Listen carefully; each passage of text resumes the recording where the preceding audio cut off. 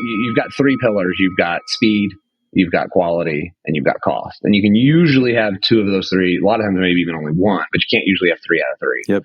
And so the cost was super cheap. The quality was good, but he was so slow. And we saw this opportunity, and then you capitalize on it. So you got to be mobile and flexible. Yep. And that's like the beauty and fun. It's not the same day every day at the office. Like, it's not the same routine. It's different. You create, you build, you develop. It's exciting. And I know you've experienced a lot of that. Oh, for sure. You are now listening to the Real Estate Heavyweights Podcast. You see this guy here staring back at you? That's your toughest opponent. Every time you get into the ring, that's who you're going against. I believe that in boxing, and I do believe that in life. Your weekly deep dive into DFW real estate, life, and beyond. With your hosts, Tavis Westbrook and Ashton Hines. Well, good morning and welcome to another episode of the Real Estate Heavyweights Podcast. I am Ashton Hines, half of the Real Estate Heavyweights. The other half of our podcast, of this dynamic duo, is Tavis Westbrook. He is out. He is floating in the Caribbean as we speak. He is on an amazing bucket list trip. He is documenting it on Facebook Live. So if you want to check in with him, he's doing a really good job of showing people around. But he and 5 friends, his wife and 2 other couples, are floating island to island across the Caribbean for 10 days. And he is a captain, and 2 of the other people are captains. And so they're manning it themselves. It's really awesome. So he's out. I was out last week in Chicago with a trip, another band trip. My daughter was invited to play at a conference there in Chicago. So we took the family up there, spent a few days up there, which was great. Came back just in time for me to get COVID. And then everyone went down to Austin to spend a few days for Christmas and to see family. And that brings me to our guest today. We have an interview. And not only is it an interview with just some random real estate person, but it is a person who's been a great mentor to me. I worked with him for a few years as I was getting started as a traditional real estate agent.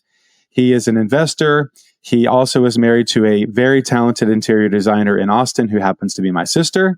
It is the one and the only Dustin Miksch. What's up, Dustin? Hey, Ashton. That's quite the intro. Thanks for having me on. I don't know that I'll be able to provide quite as much value as Mr. Tavis, as he's living out all our dreams. Yes. Of, just sailing around the Caribbean, for 10 days. And that's kind of why we're doing all this, isn't it? No kidding, man. I guess it's been one of these things. We've talked on the podcast that he has a nice boat on Lake Louisville. It's a big boat. And so he's used to driving, captaining, whatever you want to call it, the larger boats. And the guy that actually has a boat next to him, the slip next to him, also can captain really large boats. He's in the boat business, and he's actually done this trip before. So they've island hopped. He sort of knows the ins and outs of how to do it. And so that planted the seed with Tavis and Tabitha, and they had sort of written it down of like, okay, we're going to do this. We're going to do this. And it just worked out for them to do it. And so, yeah, he's living the dream. And I got to see one of his live streams yesterday, kind of an odd twist. I'm so glad to have met Tavis. I haven't been able to add a ton of value to him from an investment side, and he definitely put more into my life than I've been able to put into his. I bring the technical side, the podcast, the editing of the reels and stuff like that. I've helped him out a lot with that, but I'm actually happy because he has a listing right now in Irving, and he's out, and so he put me down as the point person, and so I've been fielding calls for him as he's out and sort of playing this intermediary. It's a different listing. He mentioned it. It's a family member. It went through probate. The house itself has some issues, and there's a lot of questions for people walking through. So it's been fun being able to field those questions, and hopefully can kind of help him out as he's out of the country, and maybe he can sell a house while he's in the Caribbean, which again, dream of everybody to be able to do business. Yeah. To do real estate business as you're floating around the Caribbean. So anyway, like I said, Dustin, he was my broker for probably close to 2 years, somewhere in there. 2 years, yeah. Right when you first got started. Yep. I started with Keller Williams. You started with Keller Williams way before that, but I was with the Keller Williams office over in Flower Mound for about 6 months. It just wasn't a good fit. Called up Dustin. I was talking to him all the time anyway for all my questions and saying, how do I do this? How do I do that? I'm like, why don't I just join your brokerage? And so why don't you get everyone caught up to the basics of how you got into real estate. I know you have a commercial background, and then we'll kind of bring them up into today, and we'll get to talking about your business, what it looks like now, and your investing, all that. But how'd you get started? Yeah, so I actually got licensed back in 2007. I was in college, and I was blessed to actually receive a scholarship at the University of Texas. I played football there during the glory years, and it looks like hopefully we're returning. Don't want to say anything to jinx anything like other people have done in the past, but got a chance, an incredible opportunity. But I had three concussions, and so I got what's called a medical hardship, which at that time there was not NIL money, there was none of that kind of stuff, and so we weren't allowed to work when we were on scholarship. Even though I was able to keep my scholarship, I gave up my basically position on the team and stayed in student coach for 2 years. But during that time, I was able to go ahead and I could work. I was legally with NCAA. I was allowed to work, and so got my real estate license. I wasn't a business major. I was education, but knew I liked real estate and didn't know exactly why. But I know there was a lot of commercial real estate guys that donated big money at UT and kind of was in and around them some, and so just kind of thought I liked that.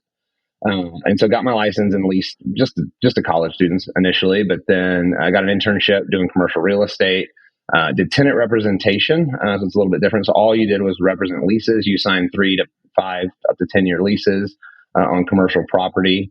And so was doing that for about 2.5 years, just right out of college. And that on the business side was really good, just kind of getting that experience. It was, 100% commission. And so you really had to grind and figure it out. And, I think I made $40,000 or $50,000 a year. It wasn't a bunch, but I was 24 at the time. Mm-hmm. And, just really liked it. But it was kind of at that point in the career, like, hey, can you pursue down this and this is your career, or kind of this is at a pivot point? And I didn't know exactly what I wanted to do as young. And so stepped out of real estate for a couple of years, but then got married to your sister, and we moved to Austin. We lived abroad for a little bit. So we moved back to Austin and kind of starting things up again. And so got back into real estate, but went the residential side. And this was 2012, kind of when I got in and really was just doing real estate. So I was a realtor, just figuring it out. It was good. I was younger than a lot of my friends and everyone at the time. I had a strong network in Austin. And so I was able to kind of start that up at a good time. We were coming off that 2008, 9, 10, 11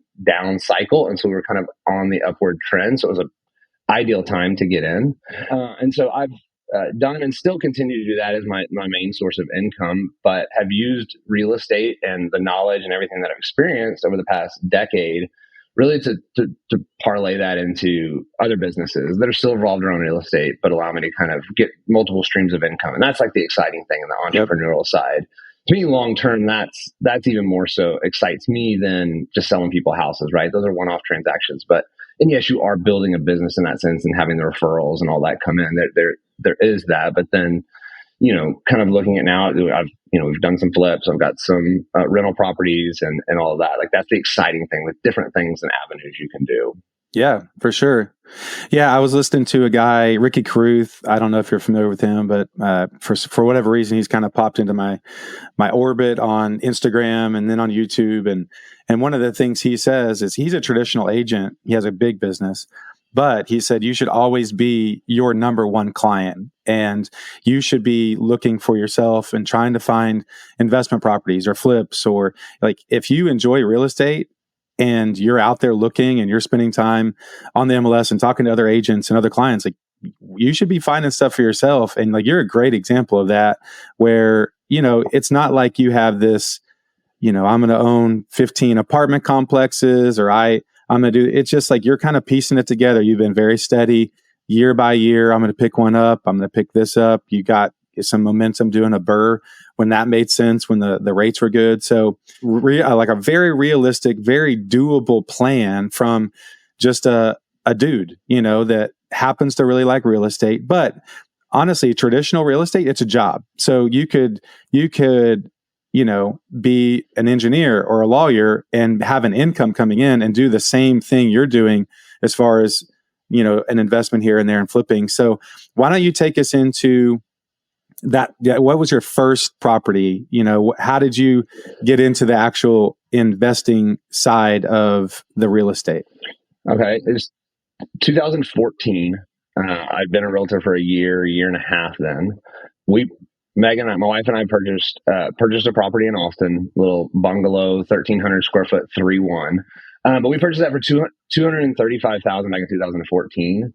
And we went to get our financing. The lender told us would be fine. And then the lender said, we need 2 years of tax returns. So, I didn't, even being in real estate, that was still I was in that learning phase of kind of figuring out financing, understanding. And that kind of stuff takes a long time. Yep. And so we're scrambling because this house was offered, I think it was like $230,000. We offered $5,000 over. There were multiple offers. This was back before multiple offers were much of a thing. Our parents thought we were crazy just because it was such a small house for that, what felt like so much money. Mm-hmm. And we were able to do some creative things. We had someone come in and actually co-sign to get us the loan to help get us. And then we refinanced out of it a year later once I had the 2 years of tax returns in order to qualify. And so, but we almost lost it then, but we were so excited about it. And we knew that they had accepted our offer and then got another offer for $20,000 over. And so we didn't do any repairs, anything that they didn't. But we used that. That was fun. We were newly married. We did a lot of the work ourselves. Your dad helped with a lot of it. It was a fun experience and getting to go, but we spent about $25,000 over a 2-year period on that property, but then sold it in 2016 for around $370. Dang. We held it just for 2 years enough so that we could sell it and then get that money tax free. And so we had all those profits. And then that was 2016. So we thought, let's utilize this. And let's leverage this and not just go buy another property and a bigger one, but let's kind of diversify. It gave us the comfort level to do our first flip. So we bought a flip. We had the cash. We rented a place. We sold it and just said, we'll figure it out. Let's rent. We knew we wanted to do a rehab. We kind of wanted to figure that kind of stuff out. So we rented. But in the meantime, decided let's flip a property. So we used some creative financing for that. So for the financing that we used, it was basically a cash deal, but we had a network. We had a network of people that we just talked to and you just have conversations about, and this is what we're doing and blah, blah, blah. And what you find, there's a lot of people with money out there. People don't talk about it. They're not openly necessarily talking about it. And I wasn't even necessarily asking for money when I would go to some of these people. It was more like presenting them an opportunity, right? Interest rates at that time were nothing. And so it was sitting, they were getting 2%, 1% in a bank account. And I kind of was able to go and offer 6%, which is a great deal now. Then seemed I hope you still have that person's number because I could use that.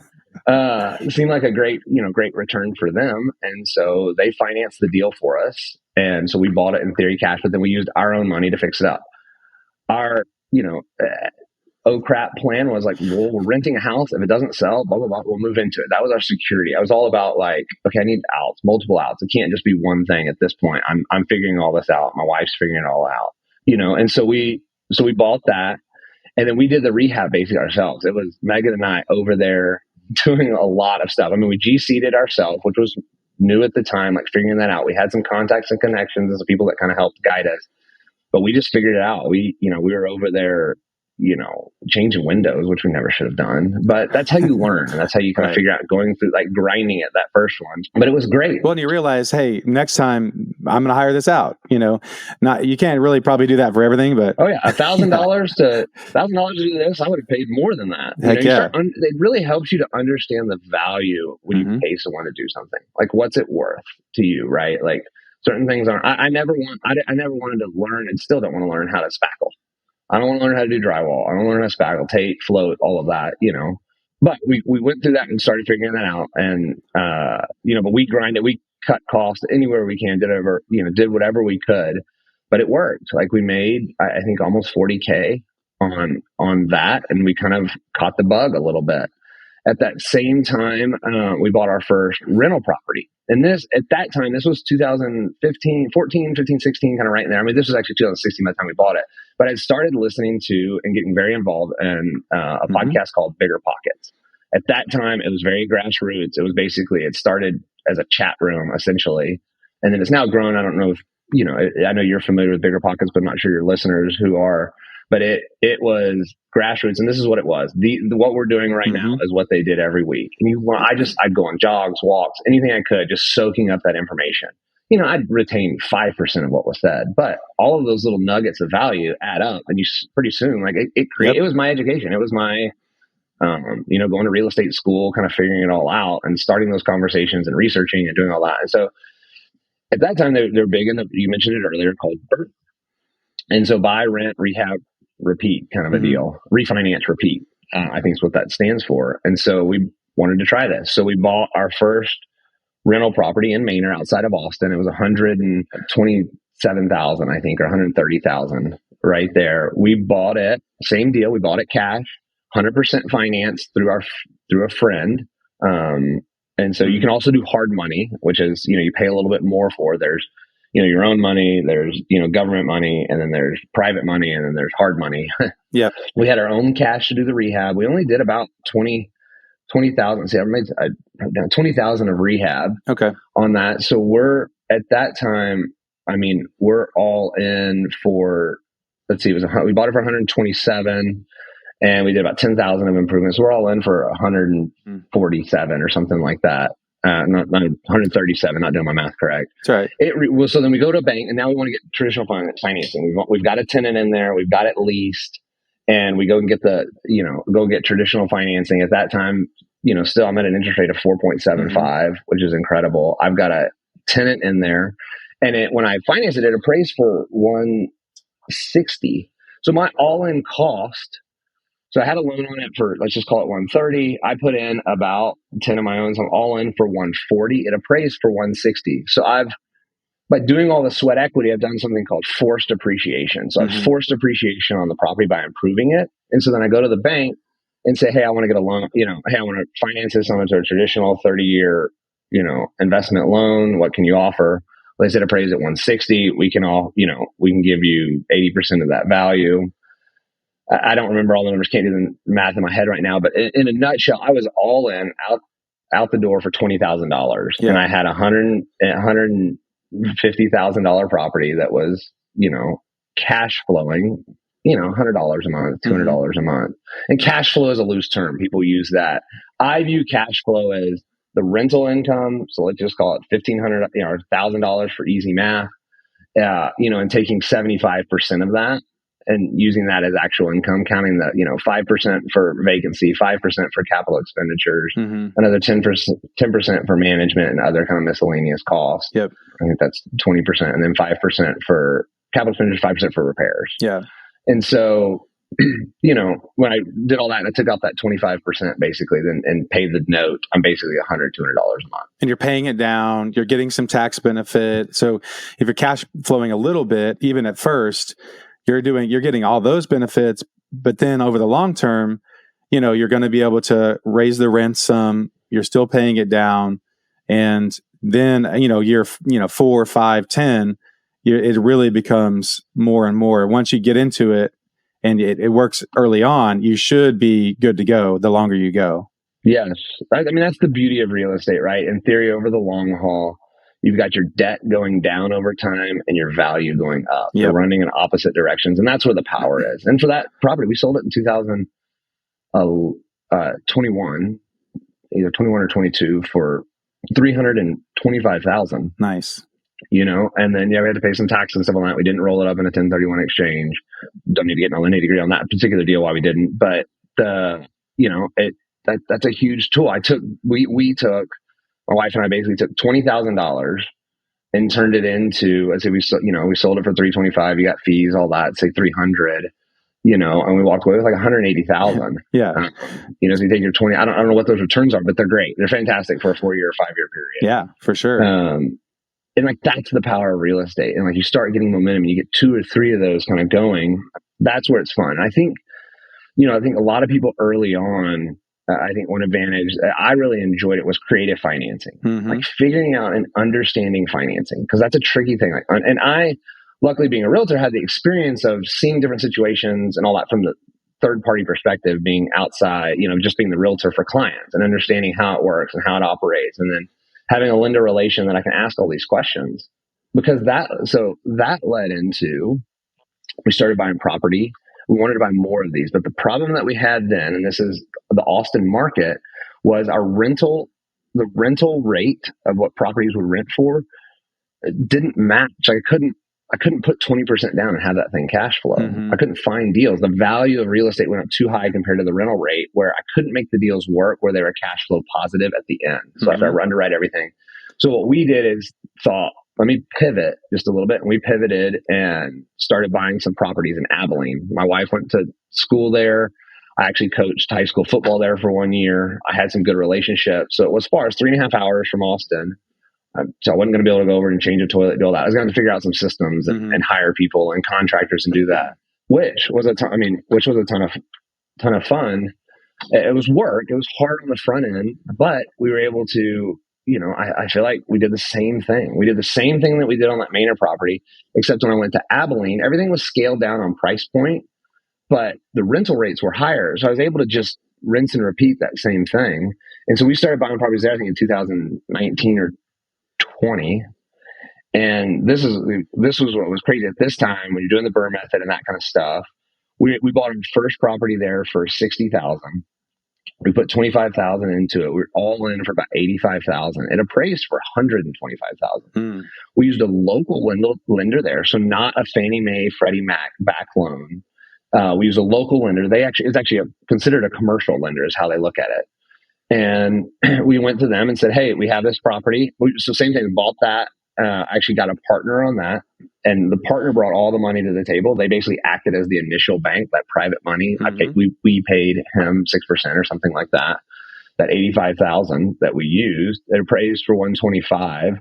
The bank said, okay, we can give you 20% of that. We can loan 20% of that. And they gave us $100,000. So at closing, when we refinanced that second property, we got a $15,000 check and that funded our business account. Now, that was 2019, 20. They started everything started tightening up after that. They go, oh, I don't like that. We just gave you $15,000. So the next deal we did with them, they said, hey, we'll give you the lesser of the two, 20% of the new appraised value, or basically what you have in the deal. So we did about 3 or 4 more properties like that. And then they got even tighter and said, no, we want you to have 15%. I don't care if you bought it for 50 and it's worth 200. We still want you to have 15% in the deal as it got tighter. So we had to get more creative. We flipped a few properties there, but with a partner over a 2-year, 3-year period, we haven't bought there in over a year and a half. We were able to we got 14 total properties. We have 22 doors. It's a combination of single family duplexes, triplexes, and quadplexes. All on 10, 15, and 20-year notes, depending on the property, because we don't want cash flow. We want enough margins in there so that we're not having to come out of pocket, but we really want to service the debt as quick as possible. And so we structured each deal and each loan based on those kind of terms and what the rents were. And man, it's just been an incredible opportunity. It's fun to say too, to this day, I just put in $5,000 the other day to cover some taxes that we've got to pay, and we're selling a property that I'll get paid back in a month or so. But other than that, I hadn't put $1 in any of those properties in Abilene. Wow. And that's the creative opportunity that markets shift over time. Like that was the opportunity then. Right now, there's a different opportunity. We're trying to figure out what that is and understand what that is, and then you capitalize on that. So you got to be mobile and flexible. And that's like the beauty and fun. It's not the same day every day at the office. Like it's not the same routine. It's different. You create, you build, you develop. It's exciting. And I know you've experienced a lot of that. Oh, for sure. So yeah, man, I love your story. There's so much to unpack there. So let's just rewind just a little bit. Okay. Sorry. No, you're fine. But when you were in Austin and you decided to go to Abilene, there's a basic math formula that a lot of people use as sort of a barometer. It's called the 1% rule. And Bigger Pockets will talk about it. It's not a hard and fast rule. But in general, if you're considering a rental property, most people would like for the rent to represent 1% of their all-in cost. So for simple math, if you have a $200,000 house, you're all in, financing, rehab, and all that, you're in for $200,000. You would like for that property to rent for $2,000. So Austin, similar to Dallas, we have our properties, let's say over here in Plano, the average sale price is $400,000 plus minus. Well, you're not going to rent it for $4,000. You're going to rent a house like that for probably $2,200. So you're closer to the 0.5%, half of 1% rule. And so that's not as desirable. You're not getting the cash on cash return. So people look towards markets that are not as sexy. They're not as sexy. There might not be as much upside, appreciation as an Austin or a Dallas, but you can cash flow them. So you look at an Abilene, you look at maybe like a Wichita Falls or a Stephenville. And so I know we've had this conversation before. Abilene is great. And, I know one of the things that you can look at there and sort of extrapolate is, Abilene's got 3 universities. It has got an Air Force base. It's a medical hub for a lot of these rural communities in West Texas. Yeah. So, you can look at that and say, okay, well, Wichita Falls has a university. They're kind of isolated. They're a little bit of a medical hub. You have some of these other communities look around, and the buy price there is not, you can still buy a house over near Abilene probably for $100,000, $80,000. Is that right? I mean, somewhere in that ballpark. Oh, less than that if you're doing a rehab. If you're buying something, a little 2-1 that's already fixed up, it's $90,000, $100,000. So if you're wanting to get involved, those will rent for $1,100. Yeah, you can buy something. Yeah, it's insane. So like if you're wanting to get involved in real estate, it does not necessarily take $300,000-$400,000, and I've got it can be this small transaction that spins off a few $100s a month. You rinse and repeat. Now, what's changed in the market? The BRRRR method is not working as much right now, because when you go, you can buy it cheap, you can renovate it, you can rent it out, but when you go for the other R, the refinance, the market rate for refinancing, especially on investment properties right now, is you're looking at probably 8% or a little bit more. Mm-hmm. And so whenever that 30-year note, you're probably not covering your rent. And so you maybe breaking even or going negative. So it's just not as desirable. Now, you might have to put 30% into the deal or 20%. You can still make it work, and so if you wanted to just go ahead and do it and hopefully in a couple of years be able to refinance, then you could do it that way. But the BRRRR method itself is not as much of a slam dunk because of the overall interest rate environment right now. So let's talk a little bit about, I know why you paused over in Abilene. It's not funny, but so the distance investing that scares me a little bit. I still like to go walk properties, hug the front pillar. I know this is mine. I know this is I have a little bit of control over what's going on here. The distance investing is a little bit more tough. I know I had enough problems here with my general contractor and my subs, and I knew them. I could talk to them. And so tell us what happened over in Abilene and, maybe a few lessons that you've learned moving forward as to why you paused and maybe how you would do it differently next time. Yeah. Okay. When we were there, we used our network in Abilene to find some contractors, to kind of interview some guys, and met this guy. Okay, he seems solid. I mean, the pricing was coming from Austin seems like outrageously inexpensive. And so I was like, let's go for it. He was great. He communicated. He did what was really a home run hit, minus he was extremely slow. And when you're hiring a contractor, I heard this the other day, and I feel like it's a good rule of thumb, and maybe I even heard it on this podcast, was Tavis may have said it, but you've got 3 pillars. You've got speed, you've got quality, and you've got cost. And you can usually have 2 of those 3. A lot of times maybe even only 1, but you can't usually have 3 out of 3. Yep. And so the cost was super cheap. The quality was good, but he was so slow. And we saw this opportunity of we want to buy more. Once you kind of catch that bug and you're like, okay, I have no money in this. I'm getting this. It's an asset. It's $20,000 of value. It's being paid down, blah, blah, blah. Okay, let's run. So he was just super slow. It was him and one other guy. It was basically this crew, and he'd hire out a few guys. But we were doing decent sized projects. We were buying these 1960s homes that hadn't been touched. That we weren't redoing the cabinets, but we were painting them, doing new fixtures. All that. It was just it was a lot in the process. So it just took a while. So we went out and we networked again and found another contractor. Second contractor was good on price, good quality, was great, and communicated really well. Which that was always important to me, is communication. And so we bought a couple more, and he's doing it, and it was going good. He then, and this is always a red flag, I'd heard this as a red flag, he then ends up, I think, going through some marital problems and asked for an advance of $10,000. Mm-hmm. Now, we've done about 4 or 5 properties with him at this point, and thought he's, trustworthy. He seems to be trustworthy. He's communicated well, blah, blah, blah. I want to help this guy out. so we gave him 10,000 advance, and that he still kept showing up and doing stuff. But as the divorce kind of went on and all that, communication got worse. And the mistake I made is I should have broken up the relationship much sooner, and I stayed in it longer. And in a nutshell, he ended up siphoning off about $30,000 to $40,000 from us and work that he said that he did, and he didn't. And that, I mean, I blame him, yes, but I don't blame him in that. Like, some of that falls on me. Like, I've got to get there, and that's the hard part. Like, as soon as you start seeing something doesn't seem right, something's not lining up. But we were at this time in the process, it was like acquire. It was all about acquiring and just kind of run. And I'm glad we did, and it cost $40,000. But I mean, once again, we still have money in the bank. I own all those properties, and I've just put the $5,000 in, and so we were able to work our way through it. But kind of going through that kind of burned us out, because we had run hard there for about 2 years, 2.5 years, and going up there every other month kind of a deal or more. And I had some people that had eyes on the ground, boots on the ground to help out, but it was still just a lot of work. And so we kind of just paused, and it was a blessing too, because I think timing wise in the market, and we know kind of what's happened. It was a perfect time for us to get everything finished up, because it still took another year to kind of rehab some of the properties. We had some properties stay vacant for a year.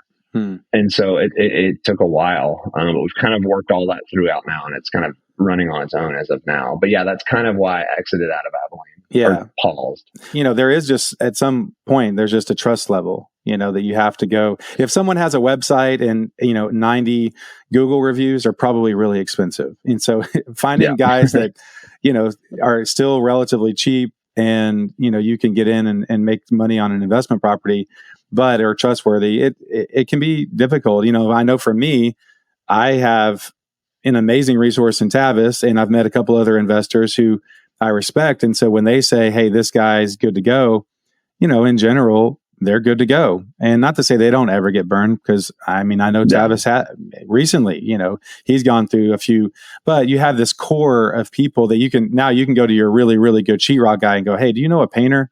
I'm kind of short this next week, or you have that base there. So how would you go about doing it differently next time, you think? The hard thing is the guy was great at first. So I don't know that I did anything wrong. He was great for the first 4 properties that he did. He had a life situation. I think the change I would have made is I got comfortable. It was nice. We had him. It did a lot of the work. He communicated well. It was easy. Easy is not the right word. It was not stressful on our end. The idea of going and finding someone new, driving down there, meeting with them, doing all that was, I let the comfort supersede, whereas I should have fired him earlier. And so that probably cost me an additional $20,000. Once I knew there was $20,000 kind of gone and not spoken for, and hey, you said did floors, and I'm looking at this, there's no floors. Yeah, I should have just cut the cord, and I didn't. Yeah, and some of that was a couple of the properties were far out on the outskirts, and it was a little bit harder to get to, and he lived in that area, and so some of that was there. So, but going back, I would have cut ties earlier. Yeah, it's tough, just dealing with people. And this goes back to my dad. One of his faults was he was just way too nice to people, and to a fault business wise, because he would just trust. And a lot of times he ended up getting burned, and I would actually rather, be in general a person in life that probably trusts a little bit too much and gets along with people, as opposed to just always being the super cynic that just absolutely never gets taken advantage of. I would rather be a balance of that. But if I was going to err on one of those, I would probably still err on the, hey, if a guy calls up and says, man, I'm really struggling, is there any way you can, fund me a little bit this week, I'll make good on it. I would probably do that at first. And maybe it just takes getting burned. I've actually had that happen, where a guy that had done a good bit of work, hey, I'm running into a little bit of a problem. Is there any way you can, and it wasn't a ton, but it did raise those little hairs on the back of your neck. You're like, I better not get burned here. And that one worked out. So y'all did Abilene, y'all paused there, y'all have the long-term rents there. You're doing great. So take us into the next thing, which I feel like you've listened to Bigger Pockets, and you're like, I can do that. You house hacked your first one. You got into the long-term, you did some flipping. You got into the long term. We house hacked the second one too. Let me give you the quick rundown of that. Our personal property that we did. So we bought that one for it was almost an acre. That Bell? Bell in North Austin, Northwest Austin, and we bought it. It was a 1960s original house, original owner. Super cool house. Very cool house. It's 1,300 something square feet. And this was our biggest, takedown so far. And that we took on a huge project. So same thing. Okay. We use creative financing. So this is 2017. Okay. We use that and this is harder to do. If you have a personal relationship one, you can do this. We bought it for $270, but we got a loan on it from a friend for $350. So we ended up getting like a $70,000 check at closing when we closed on the house. Now I'll get to why we did that in just a second. So we've got about $350,000 loan. We do about a 4 to 5 month rehab. I'm GCing it myself, but I'd start using some friends and all that connections to kind of some people to help guide me. But we take it down to the studs. We convert the garage. We do a bunch. We open up walls. And so it was around at that time we kind of finished all. I mean, we spent about $150,000. So we got a $70,000 check at closing. I spent about $80,000 of our own from the proceeds of the other sale. And so at this point, we're all in. I think so. So 80,000. So I'm all in for 80,000 of my own money, and I've got a $350,000 loan on it, and it appraises for $475. So, like I just told you on the Abilene property, the commercial bank, they actually gave me money back.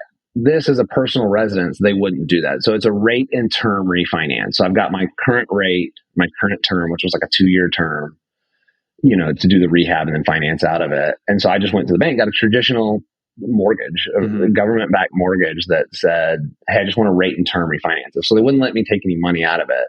So even though it appraised for $475, they would technically give me a loan amount of like $380, but I only owed $350. So they would only give me $350. So they give me the $350 or basically pay that off. So I'm all in for $80,000 on at that time valued at $475,000. And so that's the equivalent of less than 20% down payment. But the trick is by getting the financing on the front end from my friend, I'm able to wrap in all those rehab costs into my new loan. So had I bought it for $270,000, got a traditional loan, I'm then out of pocket that $150,000. Right. Yeah. Banks don't do that. Right. Unless I go to a bank and do a rehab loan and do all that, then it's complicated. You got to have a contractor. Your contractor shows the bids, they take draws. It can be done, but it's more of a complicated process. Yeah. And so so that was then. And another thing I want to say is my wife is involved in this process, and that's like the key component of like the design side of when you're doing flips and remodels. Like there's an element of that, like understanding. I don't understand it. I don't understand textured walls and different colors and all that. Like I do now being married to her, but her being involved in that process really allowed, I feel like, us to put out a product that was different than, if we're doing stereotypes, most rehabber flippers are men. And, they're just not as in touch with that kind of stuff, typically. And so, but she's really good at that. And so that was using that and her partnering along with us on all that, able to add value on each of those, where I feel like we were able to extrapolate as much as possible out of the value add that we did. And so that was really cool. Yeah, they definitely feel different. Meagan has a great eye. She had a staging business for a while and went away from that, but is now doing more of the traditional design stuff. Of course, I pick her brain on design on things and fast forward to the house y'all are in now, y'all have done kind of a remodel of your current house and it just, it feels different. It looks different. People who have an eye for things. Now I'll give you credit for this. You have a great eye for landscaping and Tavis has a great eye for landscaping. And to me, that's such a different thing too. Meagan's great at interior design and picking the right colors and let's add this little feature. And what's interesting there is you're taking this snapshot of a house and you're hoping that it ages well. And you're hoping that you get, let's say 8 to 10 years of really pretty decent modern field where you don't feel like you have to renovate it again. Landscape design is so different because it is an ever-changing thing. And you have to take a snapshot when you first put it in and you want it to look pretty decent, especially if you're flipping. But then if you're hoping that over time it grows into this thing and you're really good at it. Tavis is really good at it. They've kind of sort of seeing into the future and saying, this is going to fill out this way. And this is going to look this way. So the combo between you and Meagan, especially there at the Bell House, having an acre property in the middle of freaking Austin is unheard of. And y'all could have, if that was a current day development, they would have fit at least 2, if not 3 houses onto that same little corner there. So while you're in the process of house hacking Bell and y'all had kind of started thinking about moving and, school districts. And there was just, I had kids kind of, all of life was kind of taking over. And it's like, hey, do we want to be here long term? And you were thinking about something else. So you decided to build a house, new build house. So take us into, I know the decision that went behind it initially. You're okay, let's just build a house. We maybe move for a while, and maybe this isn't a forever home, but we're going to move into this new house over in Pflugerville, and kind of talk about how you transitioned that eventually. Okay. So this is where I go back to what we talked about in the beginning, like finding opportunities. You're involved. You're doing this all the time, looking for opportunities in real estate. It's not just doing this. So this was 2021, and the market's going crazy. COVID's high. Everyone's looking to build, get bigger houses. Everything's, basically ripping. New builds are, people are paying $100,000 over asking for new build construction. And I had found a property for a client and got a good deal with Lennar, and was just talking with that lady, and she, made a really good relationship with the sales agent. And this is back when I don't know, exactly what Dallas was like, but in Austin, I mean, you couldn't buy a new build house. Like they weren't even selling it to investors; they only sold it to owner occupants. And so, but seeing the opportunity in this relationship I had with this lady, I was like, can I buy the house next door? And she's like, yeah. And she basically gives it to me without it going on the market. And I feel like it was a good deal. And so we just bought it. It was going to take 9 months to build. My thought process was, it was $5,000 earnest money. I was like, the market goes to complete crap. I'm fine losing $5,000 for this risk. Like, because that's basically all that was in jeopardy. And so it takes about 9 months to build. We built it. It was, kind of a starter home, basic 2,400 square feet. So not starter in the size, but, there was no fancy bells and whistles. We didn't know exactly what we were going to do, how we were going to do it. Same thing, use private money to kind of buy it. And we ended up, it was right around the same time as we sold the acre property you were just talking about. So we moved into it temporarily as a temporary housing, and then all along with the long-term plan of turning it into an Airbnb. Airbnbs were big, 2020, 2021, all that. Everyone started kind of doing Airbnbs, and it got popular. And so we had looked at doing some in Cinnamon Shores and some different areas, and it seemed too risky and didn't want to do it. And so I said, let's try it. My wife and I talked about it and said, let's try it here. And it would be as a good placeholder for while we're transitioning between the houses ourselves. And so bought that, turned it into an Airbnb, still operating as an Airbnb. My wife is, bless her heart, she does it, kind of runs with it and does everything. And it was making about $1,000 a month at one time. Now everything's pulled back on Airbnb stuff, all the craziness and all that, and their algorithm and how they write things. It's basically breaking even now. And so we're just waiting to, hey, when's the right time to put this on the market, or what do we want to use this for? We've got some money in it, and so we need the money, and kind of when the timing's right. But those are just opportunity. We just travel. I mean, not travel. That gave us temporary housing. Let's buy a house and not rent something for 3 months. And just kind of fill it in and be as creative. And that's where you be creative. Think like an entrepreneur and not like within this box, right? Yep. Like that's the fun thing. Each one of these are different games, different businesses. Yeah. Diversify, be smart, learn, rinse, repeat when needed, and fix when messed up, and learn. Definitely. Like I said earlier, that, the other agent, Ricky Caruth, he says, you need to be your own best customer. If you are a real estate agent, if you're out there in the world and you're looking at the MLS and you're talking to people, you start seeing what constitutes a decent deal. The more you're around people and you learn, I had a client that used their 401k to get into a house. And I was like, wow, that's interesting. So I actually used that same method to get into my first flip. When you're around people and you see people structure certain deals, and I didn't know a bank would do that, or I had no idea a friend would let you borrow that. You learn all these things, and you can start getting creative. Your brain thinks like, how could I make that work? I have an opportunity. Yeah. How can I make that work? I'm looking at a flip right now. Now Tavis is floating in the Caribbean. I have, I've got a flip I really want to pull the trigger on. And I actually may call on, I'm definitely going to talk to you about it today. But, a couple of these other guys that have been on the podcast that live here, it's like, I may have them do, help me run the number. Just say, okay, is this a decent deal? Because I think it is. It's definitely more expensive, but you start seeing these deals. It's like, okay, how can I make this work? How could this make sense? So how much would I have to offer? Blah, blah, blah. So let's kind of transition as we're wrapping up a little bit.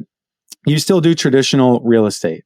I actually left your brokerage. You have a kind of a small family brokerage. It's basically you, and it was me for a while. And I think I know my mom had her license under you for a while. You have another family member, but it's relatively small. But you kind of do your own thing. And recently you kind of reconnected with a client that Meagan had worked with on the staging side, and it's an investor. And so talk about as a real estate agent, like how working with this investor has, worked out for you. How would you recommend someone maybe looking for someone similar in their market, and kind of the benefits of working with a really active investor in your market? Yeah. So my wife, when she started her staging business, the very first client she had was an investor that flipped houses. Ended up being her best client. She did a lot of business with her over the 3 or 4 year period. And during that process, I got to know them or would talk to them and different stuff. And they would sometimes, at that time, they were selling their house as their own, for sale by owner, or they were putting it on the MLS somehow. I don't know how they were doing it, but they were getting it on the MLS and selling it on their own.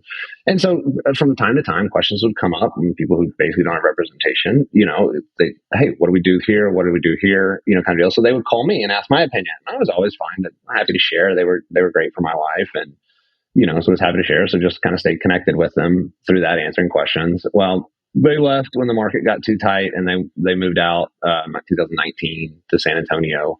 But this year, they kind of see an opportunity as the market shifts back that they want to start reinvesting into Austin. They own a bunch of rental properties here, and are looking to kind of start buying and flipping again. And well, they are. And so this time they're setting it up different. They're based out of San Antonio. They're not in Austin. And so they're taking more of an approach like, who can help us? And so they've kind of brought me on to sell all their houses.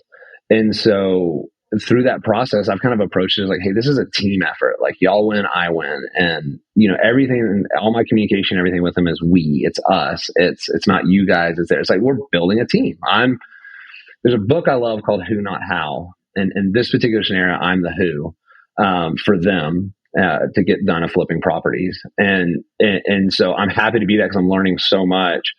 But from a realty perspective, I have one client that's unemotional to the property. So as oh, Becky, loves this paint color. These floors are great. People will say the house is remodeled. You get there and it was remodeled 20 years ago. So you got the emotion side that you're balancing, and like, I don't want to offend someone, but also be like, hey, it's not worth 400,000, it's worth 350. Let me get you there. Working with an investor, the right investor, it's a little bit different. This investor is very conservative on their pricing. A lot of times I'm telling this, actually, we should list a little bit more, which a lot of times it can be the other way. Usually when I'm listing a seller, they overvalue their property. And so I go into that listing presentation going, I find out very quick, oh, you think it's worth this? I already know I think it's worth this. And now I've got to talk you off that ledge in a way that doesn't offend you. And then, so it's just, there's a little bit more of a craft involved in it. But with this investor, I don't have it.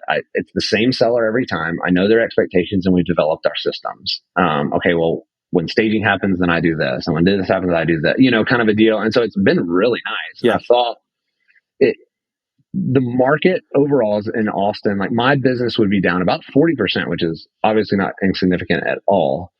Had this investor not come in, it's basically subsidized the retail side of things. My retail clients, just people, interest rates are this high, no one's moving, things are locked down, no one wants to move and pay an 8% interest rate. So just overall volume is down. But I've sold about eight or nine houses already this year for the lender or for this investor. Yeah. And it's basically subsidized that. So it has made me thought like, man, maybe you go out and find just two of these. You kind of forget the retail side, find 2 or 3 investors. Now that's going to ebb and flow with the market. So that's the risk side. Yeah. But working with this investor, I'm also getting hand to hand to see how they do it. They're making money. They're buying it. They're paying a realtor. They're paying the contractors. They're doing all this locally. So it's kind of opened up my eyes of like getting to see how some of this is made, which I've done some myself, but yeah, it's also like, I mean, every one of these podcasts and this, you pick up different things and you create your own. Yeah. And so it's been really cool. It's not a bad idea for, I would say, an experienced agent. You're going to be hard providing value if you're a new agent to an investor, other than you have the time, effort, and energy, to put into it. But really the knowledge, expertise to kind of guide them, helps if you have some experience. It's not a bad idea if you can get someone, like even Tavis, if he didn't have his license and he's trying to build a business, he don't want to be selling on his own doing that. He wants to work with someone he can trust. For sure. So yeah, I'm looking to hopefully work with some investors here through Bigger Pockets. They have their preferred agent. I've tried it before. I'm about to try it again in the new year, just to try to pick up one or two. Now finding the perfect mix of you're doing some volume, you don't have your license, your wife's not is not an agent, you're not wanting to write 40 offers a week on certain random things. It's like finding the right balance is great. But once you are out there and you find one or two of those, it could, like you said, change your business. And, they can be a great, great partner when they respect what you're bringing and you respect their part, and you're not pushing them all the time on price. And you could cut them a little bit of a deal on commission and that sort of thing. It all works together. So it's awesome. Well, the thing I love about you is, one, it's very attainable. You are just an agent who just, you learned how to be an agent by getting out there, going to you're a big proponent of open houses. Just get out there, put the work in, go sit in an open house, go represent people. Now, there's a lot of people out there, well, I want to be a listing agent and I want this. There's always the perfect way to do it. And then sometimes it's just like, just go start doing business. And you figured that out. You started doing open houses. You started representing people. You started picking up a decent client who referred you here, referred you there. You use some of your connections, but that's not what you don't. I know you personally. Like, if you didn't know you played UT football, as a backstory, you don't ever bring it up. Yeah. You don't use that to sort of just get stuff done. And that's what you hang you're not one of those guys that's living in the past who wears their championship ring around all the time. And that's like your only, I know that's not you. But you used your connections and you were creative enough to say, okay, how can I get this done? Who do I need to meet? And what knowledge do I need to gain? And it's just been piece by piece. But over the course of not a huge amount of time, you've been able to grow a very good traditional business. Plus you have, 22 doors and an Airbnb, and you're currently flipping a project. I know right now, like, you're doing it. And it's just so nice to see that it's not some weird, unattainable thing. It's very, very doable, but you have to just start. You have to do that first project, that first house hack, the first creative finance little, how do I get an extra 20 grand to go towards this deal? And you can figure those things out. So as we're done here, like, what are kind of the short-term, long-term goals? Like, what are you looking to do next? Are you just wanting to try to get back into more volume of flipping? Or you want to get into some long-term stuff? What's your big goal? Well, it's interesting. So and I was telling Meagan about this, like, I got really excited in 2019 when we started doing the Abilene stuff. Like, this was fun and it's excited. And I've just kind of gone through the motions, just the real estate stuff and life and COVID and all this. And, but this year is the first year I've started to get really excited about kind of something else. I think we kind of hit a down cycle in the market. So I think it's a good opportunity to get in. And I'm trying to build something a little bit different on this front end. So doing some more flips, but I told you I was that very first one we did, I was very involved in it. Every kind of step along the process, I've gotten less and less involved, as far as a day-to-day operation. And so, like, with this, like, a flip that I'm, working on right now, brought in a partner who is a family member, but he's a contractor. And so we went 50-50 on the deal. We're 50-50 partners, but then I'm doing all the front end and back end. So I do the acquisition. I got all the financing set up. They can just focus on what they're good at, which is the contracting stuff. So we've kind of got set the parameters, did all this, set our rehab, and I've backed out. I'm not choosing paint colors. I'm not doing floors. I'm letting, and my sister is involved in that process too, but, kind of helps out with some of that. But I've kind of stepped back and said, like, this isn't, like, I kind of want to, try to run this and operate this more from a high level perspective, which is more of a business where I can go be in the Caribbean for 10 days on a sailboat. Yep. That's what I was saying. Like, that's the 5-year goal, right? To get to that, where you kind of have that freedom and you got those systems and those people. So it goes back to that. I'm real big in this book right now called Who Not How, and it's figuring out not how you're going to get something done. The basic premise is who's going to do it, and how are you going to work and partner with those people to get that done? Because in the grand scheme, even though it's going to cost you initially, it's going to pay off in the long run. Yep. And so, like, trying to implement some of those things and build out a whole, I want to get about 6 levels of income. And so we're going to do some flipping. We're doing some acquisitions. I think it's really exciting. I think actually something I heard from this podcast was Tavis talks about a lot of his relations and all his connections he gets is from realtors. I've been doing this for 10 years. I've never thought, why don't I can go back and call. So part of my January, February plan is to call all the realtors that I've worked with in the past and tell them, like, hey, if you've got a property, I'll pay more than these wholesalers that hit you up every day as a realtor will pay. And so start building those connections and those relationships where, man, if I can start getting acquisition properties in, I get one contractor here, I get another contractor here, then I can kind of pick and choose, or I can go find, like you were saying, if you're a young realtor and you want to try to get an investor client that you can do repeat business with, go find deals, even if it's on the MLS. Yep. The deal we're flipping right now, I bought off the MLS. It was listed for $360. I bought it for $280. It can be done with relationships. I didn't offer a lowball offer. I developed a relationship with the realtor, figured out like, oh, okay, there's definitely room to move on this. The seller needs to sell. I just stayed in contact for a 3-week period. And then he contacted me back and said, hey, would you want to buy this? And I said, well, this is what I can pay. And then he come back 2 days later, came back and said, yeah, they would pay that. Yep. They would accept that, and we got a deal done. Yep. And so as a new realtor, you could go and, hey, that's free. Just go talk to a whole bunch of other realtors and say, you've got a client that did this, but don't do it like everyone else does. I get a text a day from wholesalers or an email a day saying, do you have any sellers who can't sell on the MLS? Like, no, build that personal relationship, contact, do something. And then if you get that deal, if you get a deal, you could find an investor, you can find a client, you can find someone and implement it if it's a good enough deal. So go find the deal on the front end, and then you can make whatever deal work. Yep. No doubt. So, well, cool, man. I know we could talk about, as in the past, like you are very similar in my life as Tavis. We could sit there and talk about real estate for hours and hours. I'm sure our families very much appreciate that. Anytime we're together, that's pretty much what we talk about. And and you're either over my shoulder helping me edit a contract at my mom's 70th birthday party, or we're talking about real estate before Christmas and all that stuff. So man, love you. You've done so much for me. I know you guys have tons and tons of projects in the future. And so I want to keep tabs with you. We'll definitely have you on next time Tavis is out.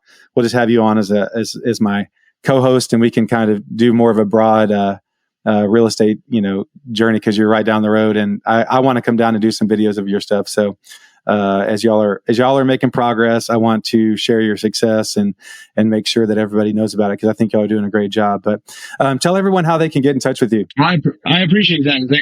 I'm excited for you too, and just your journey and steps that you're taking. And I think you just keep trudging forward. Always look forward, right? Like learn from the past and then look forward. I think that gives us hope of what's the next opportunity. What are you doing? Just kind of to push through.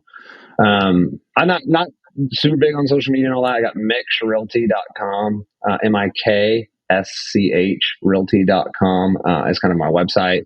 And then my Instagram handle is, my wife does that. I think it's Miksch Realty. I don't even know what it is. I might have to edit that. You want to give out your phone number? Is probably the best way for people to get in touch with you is your phone number. Is that phone number? 512-632-5805. Got any questions, or I can help out in any way. I like just helping people, Yeah, if you're in the Dallas area and you have a deal that you find down in Austin, you need someone to run comps, you want someone to go look at it, you want to partner on a deal, Dustin is your guy. And, randomly, I've said before, the Abilene market is on the Dallas MLS. And so we see all the Abilene stuff over here. So if you have questions, if you've ever thought about investing in Abilene and you want to partner over there, I'm sure Dustin would love to, team up on that too. So, all right, man. Well, I appreciate everything. Hope you guys that are listening have a great day. I'm Ashton Hines, Dallas Real Estate Guy on Instagram. You can find me on Facebook. You can find Tavis Westbrook, Travis without the R, mostly on Facebook. And these days, he has a cocktail in hand, and he is showing the beautiful waters of the Caribbean on an amazing boat. So tune in, check out Tavis for the next week or so as he's showing us the high life. And then he will be back between now and then. I'm going to try to get another episode out, but with the holidays and then me being out, him being out, it's been a little bit weird, but we will definitely keep coming to you with a podcast. We've got a lot of things planned for this next year, and we love you. Thank you so much. Share it with a friend. We really much appreciate it. Talk to you soon. Bye.